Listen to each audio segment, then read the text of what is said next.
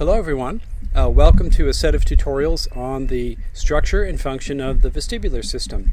In this first tutorial, I'd like to speak to you about peripheral mechanisms of vestibular processing, and in the second tutorial, we'll talk about the central processes that operate within the brainstem, on up through the brain, and even down into the spinal cord that implement motor commands based on feedback coming from the vestibular system. And then we'll also talk some about how vestibular input is contributing to our broader sense of proprioception, from which our body schema is created in the brain.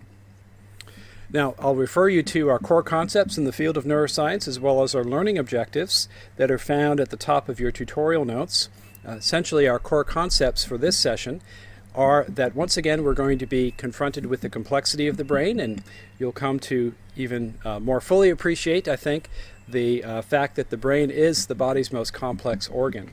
And we will be talking about circuitry that is genetically determined, as well as structure and form. And I think what you should appreciate is how beautifully do form and function go together when we're talking about the functions of the vestibular system. And I hope you appreciated that when we talked about the cochlea as well when we considered audition, but we'll carry that theme onward as we consider the structure and function of the vestibular system. Okay, and our learning objectives are that I want you to be able to describe the anatomy of the vestibular labyrinth. This is what we call the peripheral apparatus that's deep in our temporal bone. And I want you to be able to describe the biomechanics of sensory transduction in both components of the vestibular labyrinth. That would be the biophysics of hair cell transduction in what we'll call the otolithic organs, and then in our semicircular canals. But let's begin with an overview of vestibular function. So you should recognize that the vestibular labyrinth is an extension of the inner ear that is designed to sense the motions that arise from head movements, as well as the inertial effects that are due to gravity. So what do we mean here? Well, as your head is presumably in a fairly stable position right now, there are signals that are due to the force of gravity tugging on our bodies, and these signals are being processed by the vestibular system with respect to a special set of organs that we find within the vestibular labyrinth. So we're going to talk about that. But of course, our heads are often in motion. Mine tends to bob around quite a bit as I speak, I know that, but our heads are in motion, and those motions produce accelerations. Sometimes linear accelerations as we move in one plane of motion or another. We'll see those planes in just a minute, or rotational accelerations. So these are different kinds of ways that we can move our head.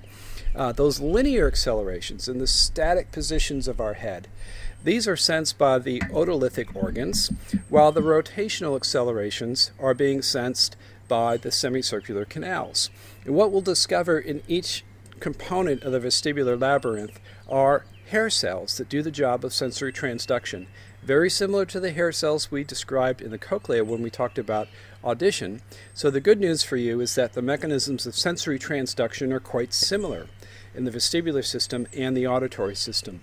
But we'll talk about the biomechanics of these two components of the vestibular labyrinth, and you'll see how the biomechanics really help to explain the sensitivity of these hair cells, even though the sensory transduction is the same. Okay, well, let's continue with our overview then. So vestibular signals are generated in those otolithic organs in the semicircular canals, and then these signals are relayed to integrative centers in the brainstem as well as in the cerebellum. And these signals travel along the eighth cranial nerve and the vestibular component of that eighth nerve.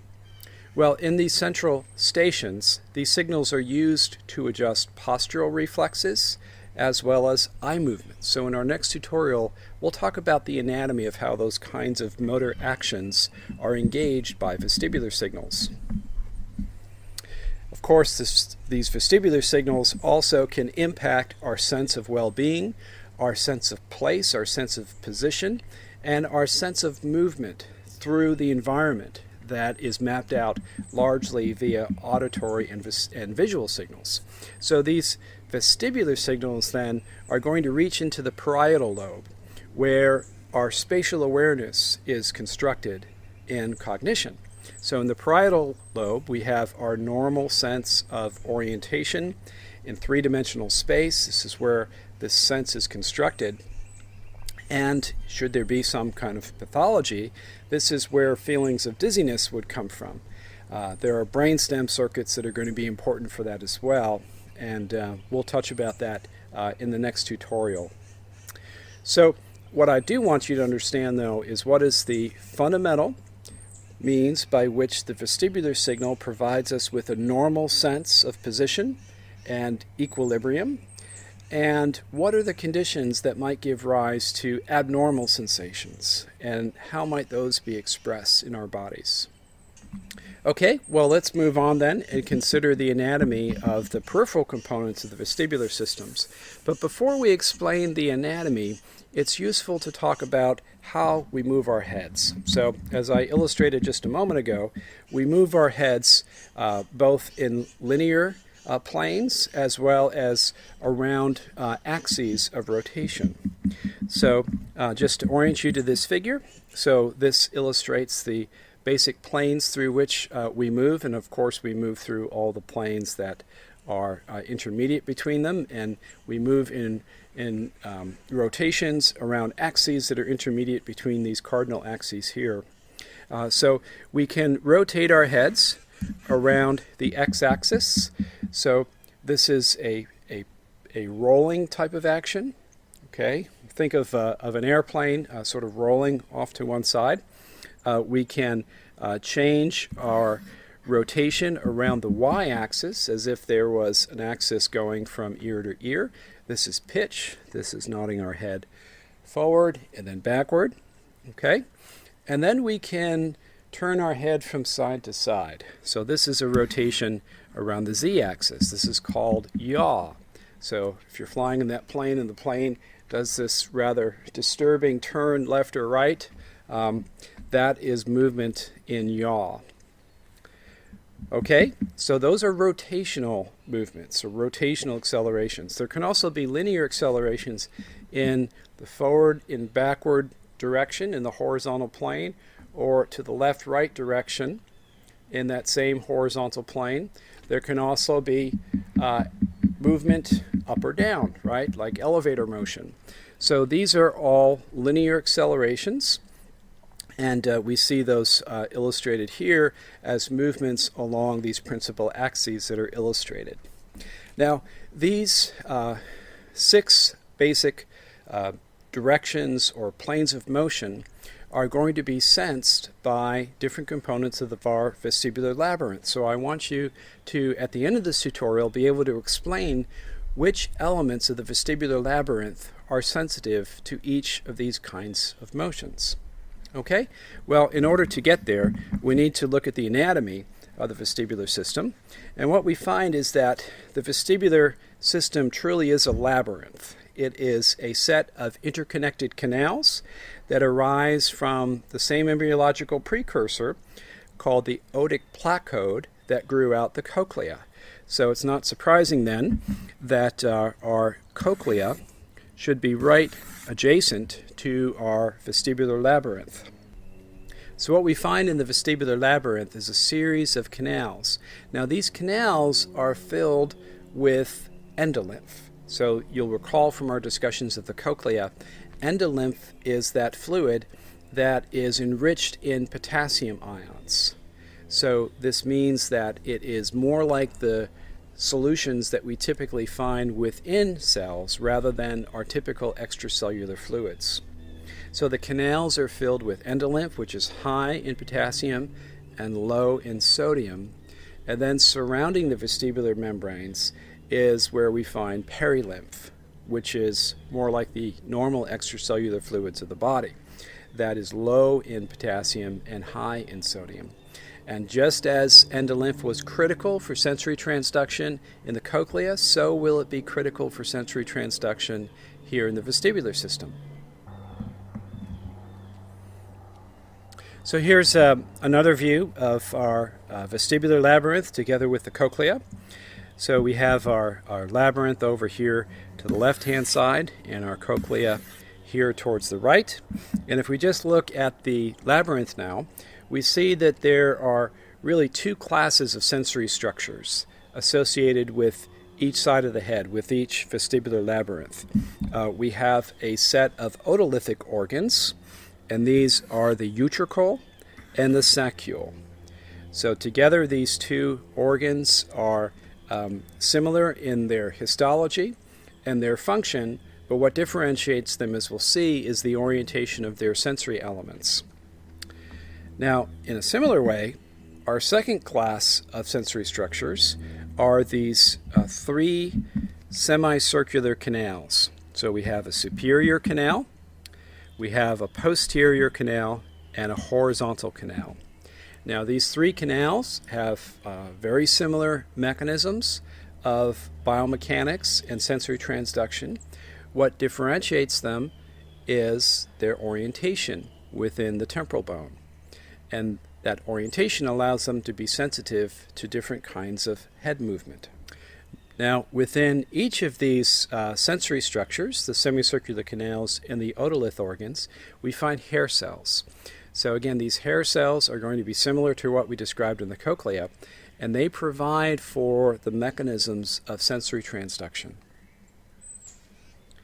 These hair cells are innervated by the peripheral processes of ganglion cells that are present in a ganglion called Scarpa's ganglion. So we see that here.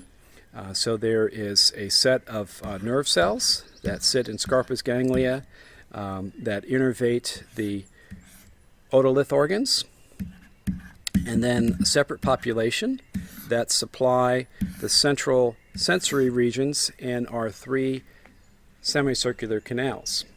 So the peripheral process of these cells receives a synaptic input from the hair cell, and the central process then is conveyed along the axons of the vestibular division of the eighth nerve. So let's talk about sensory transduction now in these vestibular sensory structures. Here's a view of a sensory epithelium. This is a view of what we might find in our otolith organs. And what we see is a sensory epithelium with hair cells. And these hair cells are making synaptic connections with the peripheral process of our eighth nerve fibers. The hair cells grow a set of stereocilia, and these stereocilia have a particular axis to the length of the stereocilia, with the longest stereocilium on the side of this very special structure called the kinocilium. And the kinocilium may or may not be present in adult life. It's okay if it's not. It often does degenerate. But what we're left with then is a set of stereocilia that have some sort of directional axis to their orientation, going from the shortest stereocilium towards the longest. And when there is deflection of these stereocilia from shortest to longest, there will be depolarization of the hair cells. And conversely, if we were to have deflection in the opposite direction, from the longest hair cell towards the shortest, we would find hyperpolarization. Okay, so let me remind you as to why that would be. Again, it's very similar to what we discussed for sensory transduction in the cochlea. Once again, we have stereocilia that at their tips have these transduction channels that are permeant to potassium ions. And the gates on these channels are connected one to the next stereocilium by this spring-like protein called a tip link. And as these stereocilia are deflected from shortest to longest, there is a tension that's applied to this tip link protein, and that opens up the transduction gate, allowing potassium to rush into the tips of the stereocilium. Now you remember that the tips of these hair cells are bathed in endolymph, which has very high potassium concentrations. so high that it's even greater than what we find in the cytoplasm. So these very high potassium concentrations allow potassium ions to enter through these potassium channels. They depolarize the hair cell, and that wave of depolarization now spreads down where it reaches voltage-gated calcium channels. These voltage-gated calcium channels open, and calcium rushes into the cell from the fluids that bathe the lateral and basal aspects of this hair cell. And as calcium rises within this hair cell, then in a calcium-dependent manner, there's exocytosis of vesicles at the base of the hair cells and the release of neurotransmitter onto the afferent terminal.